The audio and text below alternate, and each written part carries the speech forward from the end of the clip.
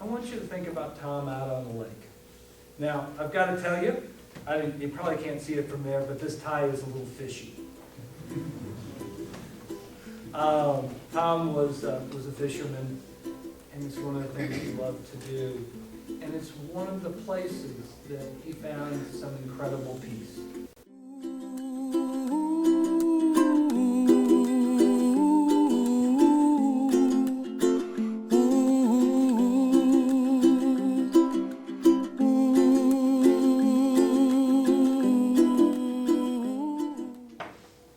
We come together to celebrate the life of William Thomas Tom Sweet. That's the only time I'm going to say William, just so you know. Because I have a feeling he only got called William when he was in trouble.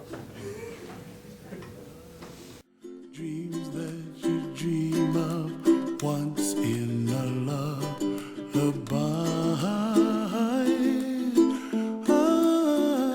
Oh, somewhere over the rainbow, bluebirds fly,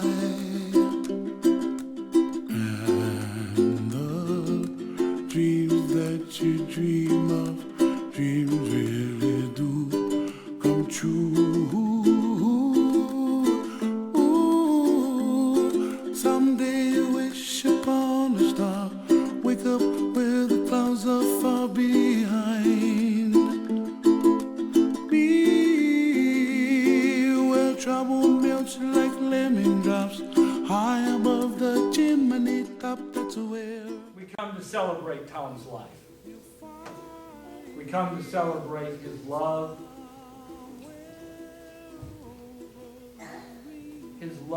of life and family and friends. We come also in our grief, for he is parted from us. can't well, I see trees of green and red roses too. I watch them bloom for. As you hear this 23rd Psalm, imagine Tom out fishing.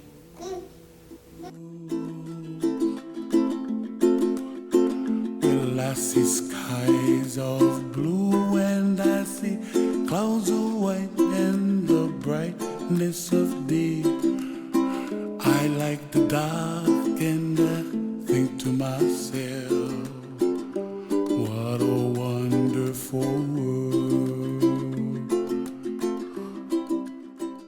A time for everything and a season for every activity under heaven.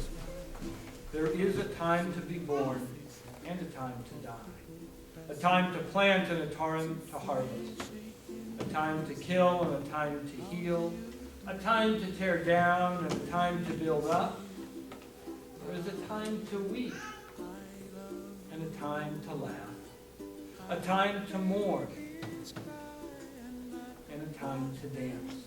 A time to scatter stones and a time to gather them up. A time to embrace, a time to refrain, a time to search and a time to give up. A time to keep and a time to throw away, a time to tear and a time to mend, a time to be silent, and a time to speak. A time for love and a time for hate, a time for war and a time for peace.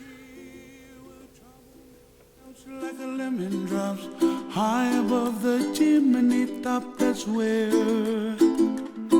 you find me, oh, somewhere over the rainbow, way up high. We also have hope that life does not end here, that it continues on in God's presence. Let us pray. Almighty God, we thank you for Tom. We thank you for sharing him with us for these 39 very short years. We ask for your comfort and your strength.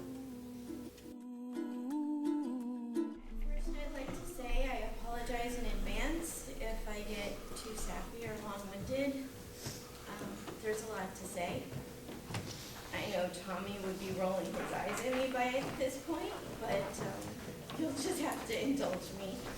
For one, you're kind of a captive audience, and two, I've always been a smidge too sentimental, and even 17 years married to Tom didn't curb that inclination. When I first met Tommy, he was this angry young kid. He had a chip on his shoulder and extremely short fuse. If he didn't like you, you knew it. When he was introduced to me, I was told, he's a great guy. Actually, he is a bit of an a-hole, but you'd get used to it. And I know that shouldn't be funny, but it is so true. He was such a snarky brat sometimes, but God, did he make you laugh. And if he liked you, you felt like you were part of some exclusive club. It was just special. Now, the first time that I sat down to seriously talk with Tom, he spent about 30 minutes gushing about his parents' dog. I remember how animated and excited he got talking about a dog's haircut. And at that point I realized, this guy, he may put on a good show, but he's a marshmallow. No one can talk about puppies like he does and not be a giant softie at heart. And yeah, he may be a bit prickly, but I realized that he had that giant heart. And under all of that, he was just begging for the right person to love. And lucky for me, I fit the bill. I mean, he had a thing for brown women. I halfway suspect that if Beyonce or J-Lo were to ever give him a call, he might kick me to the curb. I couldn't even be mad. I mean, Beyonce.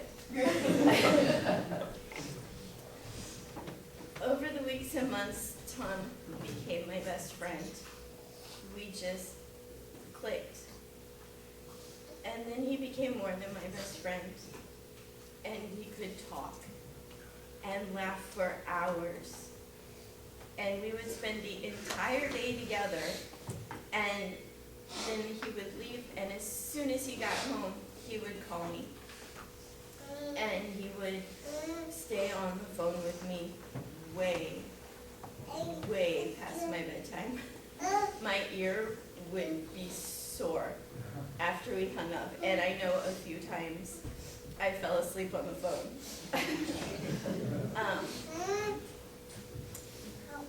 But the best thing was that we could just sit and be still with each other. Not saying a single word, just existing in the same space as the other person. And that was enough. There was one afternoon when we were doing just that, just sitting on the couch, doing absolutely nothing but enjoying each other's presence. And as I sat there, I was holding his hand, and I had my head on his shoulder. And I was just relishing that it was such a perfect moment in its simplicity. And I thought to myself, I could happily do this for the rest of my life. And since I have no filter whatsoever sometimes, I said exactly that. I blurted out, "This is so nice, and we should get married so we can do this always." And it was a simple musing on my part. I was just really thinking out loud. And Tom was quiet for a minute. And And then he said, yeah, I like that. That would be nice. And that was the end of the conversation. I didn't think twice about it. It was just a sweet moment on the couch. But I gotta tell you, not 15 minutes later, Tom called his mom up on the phone and he said, Mom, I'm getting married. and he pulled the phone away from his face and he looked at me, he's like, did we set a date? And I was confused. I was just thinking out loud. I was clearing the air so that he knew I was receptive to the idea of marriage. I wasn't, actually proposing. At least I hadn't intended to. But Tommy sees that moment, and he told everyone that I was the one who proposed to him. It wasn't until later that I found out that before me, he spent his entire life swearing up and down that he would never get married. He would never have kids. So my innocent little couch musing was his way of weaseling out of an actual proposal and still to his girl. But Tommy was clever like that. He was quite clever about a lot of things, actually. His talent with the guitar, his skateboarding, his artwork, his ability to sell things, his fishing skills. Whatever Tom set his mind to accomplish, he did it. And if he wasn't very good at something, he just kept at it until he excelled at it. He was the most stubborn person I know. And he always said to me, if something's worth doing, it's worth doing right. And I'm not going to do a half-assed job. And that thinking paid off for him well. And he routinely impressed me so much. And that drive and ambition is something we passed on to our children. He accomplished so much in his life. But if you pointed it out to him, he would typically just shrug those achievements off as no big deal. Just one of his quirks, massive ego, but weirdly humble. But out of everything Tom has done, he was most proud of his family. He was always trying to do better, be the best dad and husband that he could. His family always came first. Always. Yesterday in the receiving line, I heard time and time again, Tom thought the world of you and your kids. Tom was always talking about you. Tom sure did place you on a pedestal. I think you were Tom's princess. And I can honestly say with utmost confidence that in the 17 years I had with my husband, I was loved more sincerely and more deeply than some people get in 70 years. He wasn't a spiritual man, but our marriage was sacred to him. Our family was sacred. Nothing was more important to him than that. Now, granted, fishing and music were a very close second. A very close second. I mean, he was a teensy bit obsessive. I mean, let's be honest. I can't even summarize his passion for those things. If you know Tommy, you already know. But his family always did come first. And luckily enough, we were pretty cool with all the music and fishing stuff, so it actually worked out quite nicely for him. I know when Tom got sick, he did a really fantastic job of disappearing on all of you. He was rotten about returning phone calls or keeping in touch with friends and extended family. And please know it wasn't personal. He was channeling every bit of energy he had in fighting this disease. And he fought so hard.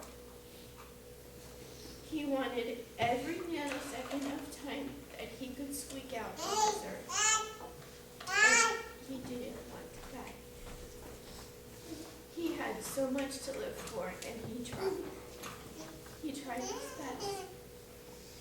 He gave all of his focus to fight for us. And in the end, you know, it wasn't his will that quit. His body simply didn't have it anymore. And no, I don't know how to say goodbye to my beautiful green-eyed boy. He gave me 17 years of love and laughter. And right at this moment, the silence seems deafening. And I know if he were here, he would be saying, wrap it up, we got things to do. So I will. When I look at his legacy and our beautiful children, I know I don't have to say goodbye to him. Not really. He's right here with me. He's in Alex's wit, in Sophie's passion, in Nicholas's heart, and Mia's tenderness. He's in the countless inside jokes we will always banter about. He's in the comforting arms of our hugs. So I can't wallow in sadness because he is with me. I know this. But I won't lie. My heart hurts too. And I couldn't make it with me.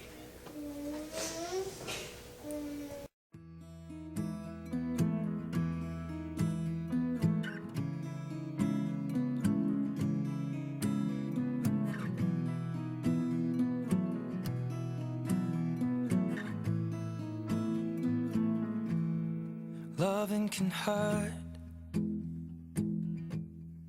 Loving can hurt sometimes, but it's the only thing that I know. When it gets hard, you know it can get hard sometimes. It is the only thing that makes us feel alive.